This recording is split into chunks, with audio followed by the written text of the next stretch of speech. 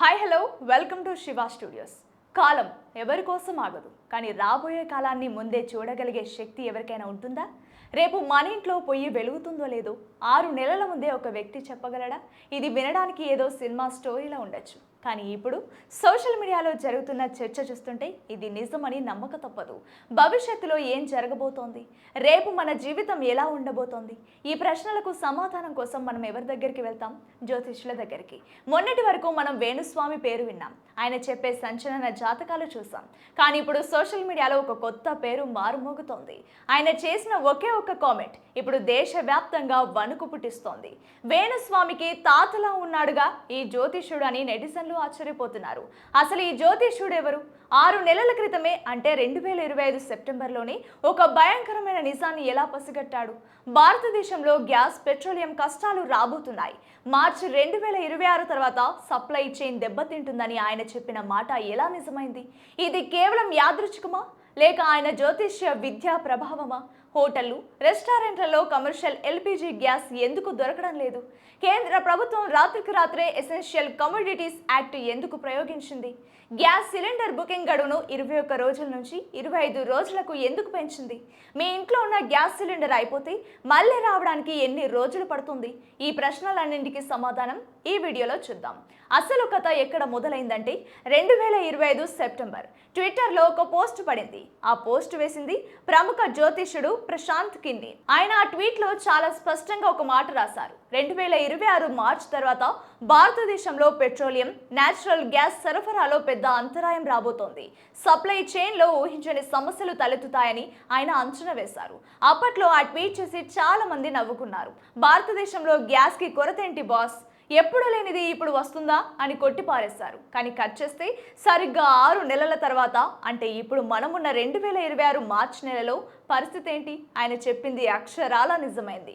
ఇప్పుడు ఆయన పాత ట్వీట్ సోషల్ మీడియాలో సెన్సేషన్గా మారింది. ఇటీవల ఆయన తన పాత ట్వీట్ను రీట్వీట్ చేస్తూ, చూసారా, ఈ అంచనాను దాదాపు 5 నుంచి 6 నెలల క్రితమే చెప్పాను అని గుర్తు చేశారు. దీంతో నెటిజన్ల మైండ్ బ్లాక్ అవుతోంది. ఒక మనిషి గ్రహాల గమనాన్ని బట్టి దేశ భవిష్యత్తును అంత ఖచ్చితంగా ఎలా లెక్కగట్టాడు అని చర్చించుకుంటున్నారు కొంతమంది. ఇది కోఇన్సిడెన్స్ అని అంటుంటే, మరికొంతమంది మాత్రం జ్యోతిష్యం అంటే ఇదేరా బాబు, ఇతను నిజంగానే గ్రేట్ అని కామెంట్స్ వర్షం కురిపిస్తున్నారు. సరే, జ్యోతిష్యం పక్కన పెడితే అసలు గ్రౌండ్ లెవెల్లో ఏం జరుగుతోంది? మన దేశంలో నిజంగానే గ్యాస్ కొరత ఉందా? ఉంటే ఎందుకు వచ్చింది? దీని వెనుకున్న అసలు కారణం తెలిస్తే మీరు షాక్ అవుతారు. దీనికి మూల కారణం మన దేశంలో లేదు, ఎక్కడో మధ్యప్రాచ్యంలో జరుగుతున్న భయంకరమైన ఉద్రిక్తతలు. ఇజ్రాయెల్, ఇరాన్, ఇతర గల్ఫ్ దేశాల మధ్య రగులుతున్న యుద్ధ వాతావరణం ఇప్పుడు ప్రపంచ ఇంధన మార్కెట్ను ఉక్కిరి బిక్కిరి చేస్తోంది. Petroleum, crude oil, natural gas ఇవన్నీ ఆ దేశాల నుంచే ప్రపంచవ్యాప్తంగా ఎగుమతవుతాయి. ఎప్పుడైతే అక్కడ యుద్ధ మేఘాలు కమ్ముకున్నాయో గ్లోబల్ సప్లై చైన్ కుప్పకూలింది. ఓడల రాకపోకలు ఆగిపోయాయి. ఇన్సూరెన్స్ రేట్లు పెరిగాయి. దీని ప్రభావం నేరుగా మన భారతదేశం మీద పడింది. దీనివల్ల ఏం జరుగుతుందో తెలుసా? ముంబై, బెంగళూరు, కోల్కతా వంటి మెట్రో సిటీలలో హోటల్స్, రెస్టారెంట్లు మూతపడే పరిస్థితికి వచ్చాయి. అక్కడ కమర్షియల్ ఎల్పిజి సరఫరాలో భారీగా అస్థిరత ఏర్పడింది. హోటల్ యజమానుల సంఘాలు నెత్తి నోరు బాదుకుంటున్నాయి. మాకు గ్యాస్ సిలిండర్లు టైంకు రావడం లేదు, ఆర్డర్ చేసినా కమర్షియల్ సిలిండర్ల సరఫరా చాలా ఆలస్యం అవుతోంది. ఇలా అయితే మేము కస్టమర్లకు భోజనం ఎలా పెట్టాలి, వ్యాపారాలు ఎలా నడపాలి అని వాపోతున్నారు. హోటళ్లలో వాడే కమర్షియల్ గ్యాస్కే ఇంత ఇబ్బంది ఉంటే రేపు మన ఇళ్లలో ఉండే డొమెస్టిక్ గ్యాస్కు సమస్య వస్తే పరిస్థితి ఏంటి? ఉదయం లేస్తే పిల్లలకు క్యారేజీలు ఎలా కట్టాలి? ఆఫీసులకు వెళ్లే వాళ్ళు ఏం తినాలి? ఈ భయం ఇప్పుడు సామాన్యులను వెంటాడుతోంది. పరిస్థితి చెయ్యి దాటిపోతుందని గ్రహించిన కేంద్ర ప్రభుత్వం వెంటనే రంగంలోకి దిగింది. అధికారులు కఠిన చర్యలు చేపట్టారు. హోటళ్ల పరిస్థితి ఎలా ఉన్నా సరే సామాన్యుడి వంటగదిలో మంట ఆరకూడదన్న ఉద్దేశంతో కీలక నిర్ణయాలు తీసుకున్నారు. సామాన్యులకు ఎట్టి పరిస్థితుల్లోనూ గ్యాస్ సప్లై ఆగకూడదని కేంద్రం ఏకంగా ఎసెన్షియల్ కమోడిటీస్ యాక్ట్ కింద గృహ వినియోగ గ్యాస్ సరఫరాకు మొదటి ప్రాధాన్యత ఇచ్చింది. అంటే ముందు ఇళ్లకే గ్యాస్, ఆ తర్వాతే మిగతా వాళ్లకు. కానీ ఇక్కడే ఒక చిన్న ట్విస్ట్ ఉంది.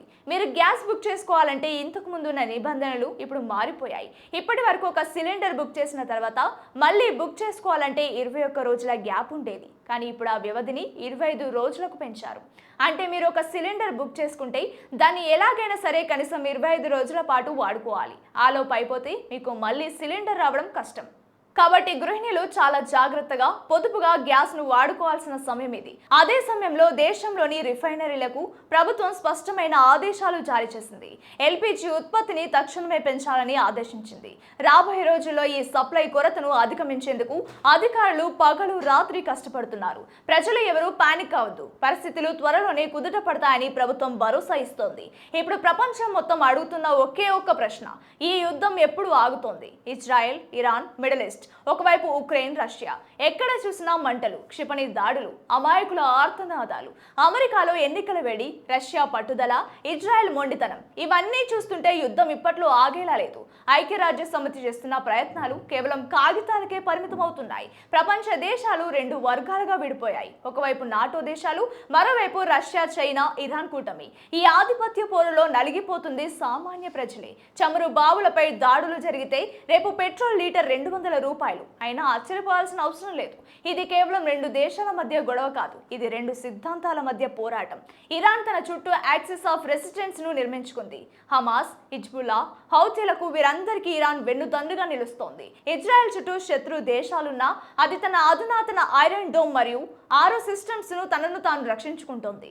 మధ్యప్రాచ్యంలో చమురు నిల్వలు తన ఆధిపత్యం పోకుండా ఉండాలంటే ఇజ్రాయెల్ బలంగా ఉండడం అమెరికాకు అవసరం.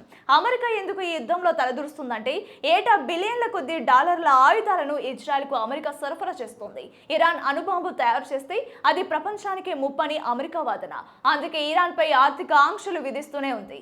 అమెరికాలో ఎన్నికలు జరుగుతున్నప్పుడు లేదా అంతర్గత రాజకీయాల్లో మార్పులు వచ్చినప్పుడు యుద్ధం ఆపాలని అమెరికా ఒత్తిడి తెస్తోంది. కానీ ఇజ్రాయెల్ ప్రధాని నెతన్యాహు తన దేశ రక్షణ కోసం ఎవరి మాట వినని పరిస్థితులు ఉన్నారు.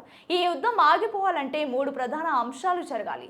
తన మద్దతుదారులు దెబ్బతిన్నప్పుడు ఇరాన్ తన ఉనికిని కాపాడుకోవడానికి చర్చలకు రావచ్చు. హిజ్బుల్లా, హమాస్ నెట్వర్క్లను 80% పైగా ధ్వంసం చేశామని ఇజ్రాయెల్ భావిస్తేనే యుద్ధం ఆపుతోంది. చివరిగా యుద్ధం వల్ల ఎవ్వరూ గెలవరు. కేవలం ప్రాణ నష్టం, ఆస్తి నష్టం మాత్రమే మిగులుతోంది.